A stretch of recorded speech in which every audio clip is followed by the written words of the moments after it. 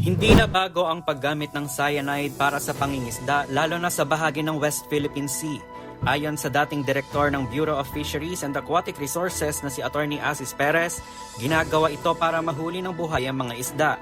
Sa paliwanag ni Perez sa DZRH, nakadepende sa konsentrasyon ng nasabing kemikal kung ito ba ay nakamamatay para sa mga isda. Hinihilo lamang anya ng cyanide ang mga isda para madali itong mahuli. Sabi pa ni Perez, ginagawa ito noon para sa aquarium fishery o ang pangingisda ng mga wild fish para ibenta bilang mga ornament fish na inilalagay naman sa mga aquarium. There were instances na may narinig tayong mga ganong reports. So, at saka nung una, nung usong-uso pa yung tinatawag na aquarium fish, no? Nung uso yun, talagang yan ang ginagamit. Yung buhay na isda sa aquarium. Oo. Ayun, ginagamit yan. Hindi, kung matagal nang nagsascyanide fishing, di ubos na sana yung coral dun. Hindi naman, ang sinabi naman natin na matagal na, nung long time ago, I was preparing to the time when nag-export pa tayo dati ng ganyan, ng aquarium fish. Aquarium fish. Ang ginagamit doon, mostly cyanide. Paliwanag ni Perez, bagamat hindi namamatay ang isda sa nasabing kemikal, mabilis naman anyang namamatay ang mga coral reef.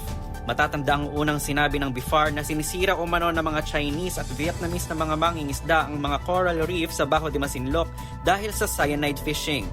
Ayon kay BIFAR spokesperson Nazario Briguera, base ito sa nakalap na impormasyon ng kanilang ground personnel na malawak na anya ang pinsalang na idudulot ng cyanide fishing sa mga coral reef sa lugar.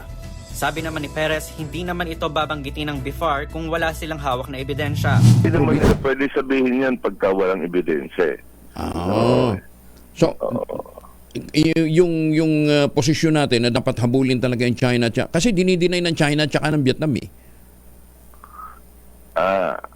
Siguro, ganito na lang. May ebidensya yan kasi nakikita yung corals eh. Okay. Nakikita doon sa corals na mumuti.